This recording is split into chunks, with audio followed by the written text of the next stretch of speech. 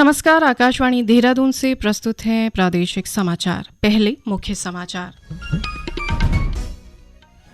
राष्ट्रीय खेलों में हिस्सा लेने वाले उत्तराखंड के खिलाड़ियों के दल को मुख्यमंत्री पुष्कर सिंह धामी ने गोवा के लिए रवाना किया।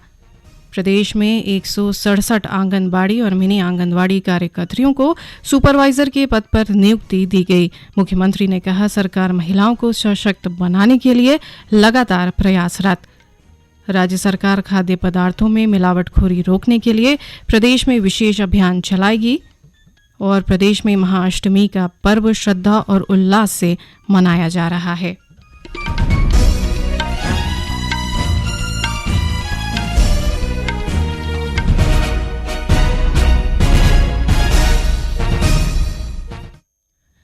नमस्कार, समाचारों के साथ मैं व्याख्या चंदोला। अब समाचार विस्तार से।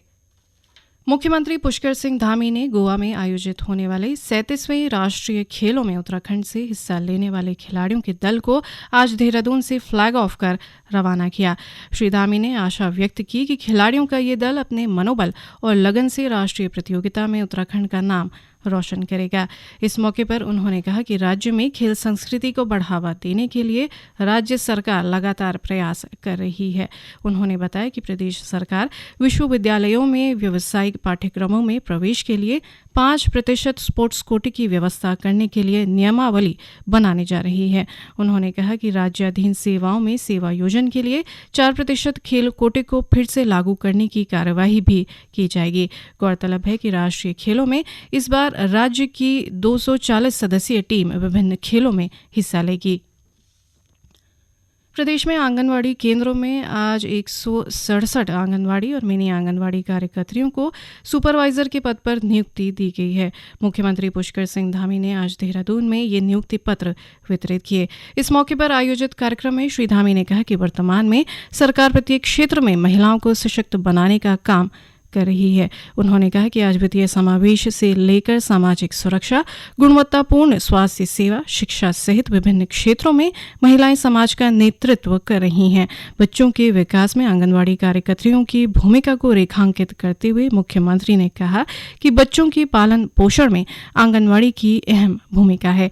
उन्होंने कहा कि राज्य सरकार आंगनवाड़ी केंद्रों की स्थिति मजबूत करने के लिए पूरी तरह से प्रतिबद्ध है और इसके लिए आंगनवाड़ी में काम करने वाली महिलाओं के मानदेय में बढ़ोतरी की गई है। महिला सशक्तिकरण की दिशा में एक और कदम बढ़ाते हुए राज्य सरकार ने नंदा गौरी योजना और मुख्यमंत्री महालक्ष्मी किट योजना के ऑनलाइन पोर्टल का शुभारंभ किया है। महालक्ष्मी किट योजना के लिए बनाए गए पोर्टल से प्रतिवर्ष राज्य की लगभग 50,000 धात्री महिलाओं और नवजात शिशुओं को आवश्यक कपड़े एवं किट की सामग्री आसानी से उपलब्ध होगी। साथ ही नंदा गौरा योजना पोर्टल के जरिए हर साल लगभग 50,000 बालिकाओं को जन्म पर 11,000 रुपये और 12वीं कक्षा उत्तीर्ण करने पर 51,000 रुपये की धनराशि के लिए डिजिटल आवेदन करने की सुविधा दी जाएगी। इस मौके पर महिला एवं बाल विकास मंत्री रेखा आर्य ने कहा कि प्रदेश सरकार के नेतृत्व में आज राज्य की महिलाओं का मनोबल बढ़ा है। उन्होंने कहा कि महिलाओं के कल्याण और उनको स्वावलंबी बनाने के लिए राज्य में कई नीतियों पर काम किया गया है। प्रदेश के विभिन्न विश्वविद्यालयों को 13 नए सहायक कुल सचिव मिल गए हैं। उच्च शिक्षा मंत्री डॉक्टर धन सिंह रावत ने देहरादून में राज्य लोक सेवा आयोग से चयनित सहायक कुल सचिवों को नियुक्ति पत्र सौंपे। इस मौके पर डॉक्टर रावत ने कहा कि राज्य सरकार उच्च शिक्षा में प्रशासनिक व्यवस्थाओं में लगातार सुधार करने में जुटी है, जिसके तहत विश्वविद्यालयों में रिक्त शैक्षणिक, प्रशासनिक व शिक्षणेतर पदों को भरा जा रहा है। नवनियुक्त 13 सहायक कुल सचिवों में से सर्वाधिक 6 रिक्त पदों की सापेक्ष तैनाती उत्तराखंड मुक्त विश्वविद्यालय में की गई है, जबकि 3 की तैनाती नैनीताल स्थित कुमाऊं विश्वविद्यालय और 2 सहायक कुल सचिवों की तैनाती दून विश्वविद्यालय तथा श्रीदेव सुमन विश्वविद्यालय में की गई।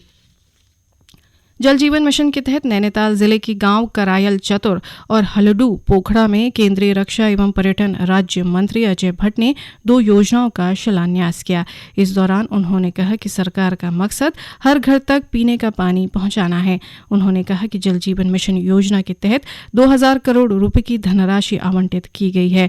योजना के माध्यम से ग्रामीणों की पेयजल समस्या का निदान होगा।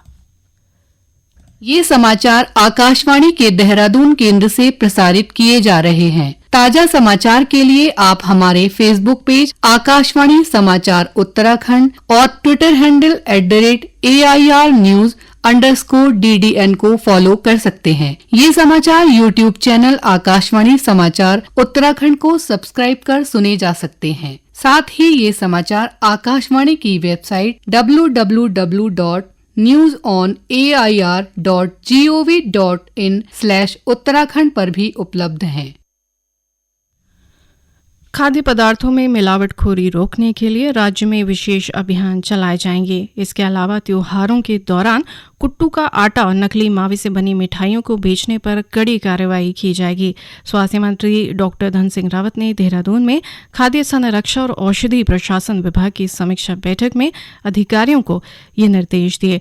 उन्होंने कहा कि त्योहारी सीजन के दौरान विभाग को अलर्ट मोड पर रहकर अधिक से अधिक सैंपलिंग करने की आवश्यकता है ताकि बाजार में मिलावटी खाद्य सामग्री पहुंचने से रोकी जा सके।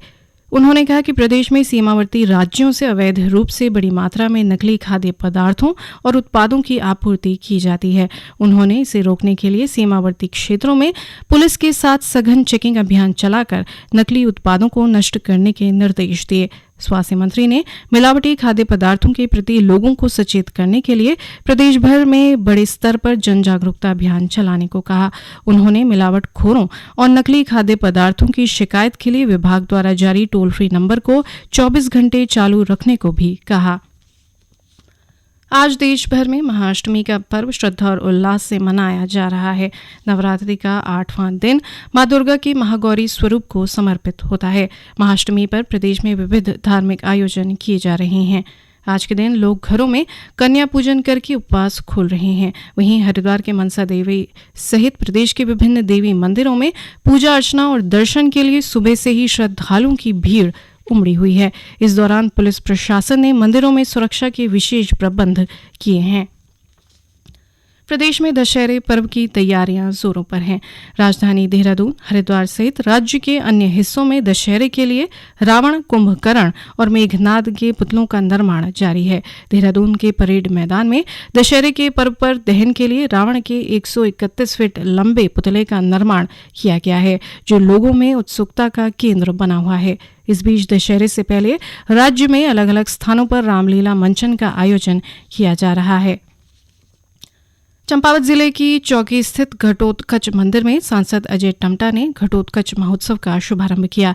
3 दिवसीय इस महोत्सव में चित्रकला, निबंध, वाद विवाद, प्रश्नोत्तरी प्रतियोगिताओं के साथ ही सांस्कृतिक एवं खेलकूद प्रतियोगिता का आयोजन किया जा रहा है। इस मौके पर सांसद अजय टम्टा ने कहा कि इस तरह के आयोजन हमारी संस्कृति को आगे बढ़ाने के लिए महत्वपूर्ण कार्य करते हैं। उन्होंने कहा कि इस महोत्सव के माध्यम से स्थानीय प्रतिभाओं को मंच देने का प्रयास किया जा रहा है। उत्तराखंड राज्य के अंदर विभिन्न प्रकार की पूर्व में ऐतिहासिक महत्व की जानकारियां रहती हैं। उसी प्रकार से घटोत्कच ये जो स्थान है अपने आप में एक महाभारत के समय का ऐतिहासिक स्थान है और यहाँ के स्थानीय लोगों के माध्यम से और विभिन्न प्रकार के ग्राम पंचायतों के सहयोग से जिस प्रकार से इस ऐतिहासिक महत्व को बनाए रखना और सांस्कृतिक कार्यक्रमों का आयोजन कर स्थानीय कलाकारों के अंदर की प्रतिभाओं को निकाल करके अपने आप में विभिन्न प्रकार के कार्यक्रम करना, ये समिति का उद्देश्य है। समिति इस पर बहुत अच्छा काम करें। राष्ट्रीय अन्वेषण अभिकरण NIA ने लोगों को सोशल मीडिया प्लेटफॉर्मों पर प्रसारित होने वाले कुछ झूठे और भ्रामक संदेशों के बारे में आगाह करते हुए कहा है कि ऐसे संदेश पूरी तरह से फर्जी और दुर्भावनापूर्ण हैं और जनता को गुमराह करते हैं। NIA ने लोगों को सूचित किया है कि उसने किसी सूचना के बारे में कोई संदेश जारी नहीं किया है।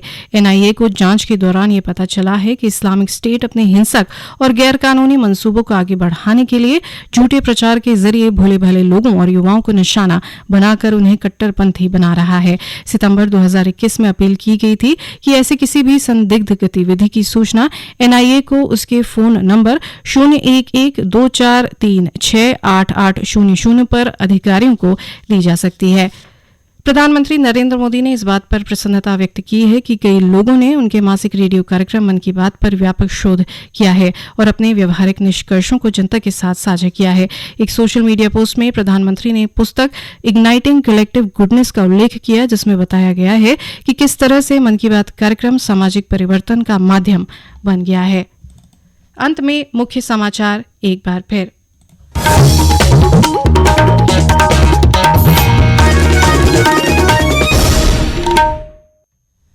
राष्ट्रीय खेलों में हिस्सा लेने वाले उत्तराखंड के खिलाड़ियों के दल को मुख्यमंत्री पुष्कर सिंह धामी ने गोवा के लिए रवाना किया। प्रदेश में 167 आंगनबाड़ी और मिनी आंगनबाड़ी कार्यकर्तियों को सुपरवाइजर के पद पर नियुक्ति दी गई। मुख्यमंत्री ने कहा, सरकार महिलाओं को सशक्त बनाने के लिए लगातार प्रयासरत।